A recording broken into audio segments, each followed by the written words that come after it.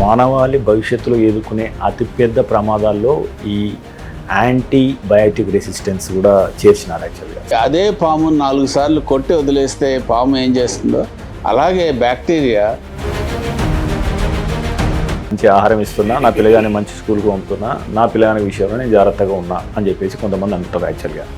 But microbial resistant వల్ల వేరే పిల్లగానికి సరైన వైద్యం అందక ఆయనలో వచ్చిన సూపర్ బగ్ ఈ పిల్లగానికి వస్తే ఈ పిల్లగానికి కూడా ఆ యాంటీబయాటిక్ వేస్తే పనిచేయదు, మళ్ళీ హయ్యర్ యాంటీబయాటిక్స్ వేయాలి.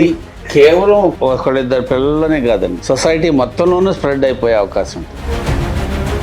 సో సాధారణంగా మహిళలకు నీరసం వచ్చినా కానీ, లేదా బరువు పెరుగుతున్నా కానీ, లేదా జుట్టు రాలిపోతున్నా కానీ దీనికి థైరాయిడ్ ఏ రకంగా కారణమవుతుంది? అయితే ఆటో ఇమ్యూన్ థైరాయిడ్ అనేది అన్నిట్లోకి గొంతులో సీతాకోక చిలక ఆకారంలో ఉన్న ఈ గ్రంథి యాక్చువల్గా మన మూడ్ను కానీ, ఈ గుండె కొట్టుకునే వేగాన్ని కానీ అది ఏ రకంగా ప్రభావితం చేస్తుంది? థైరాయిడ్ బాగా ఎక్కువగా ఉన్నప్పుడు గుండె వేగం బాగా పెరిగి హార్ట్ ఫెయిల్యూర్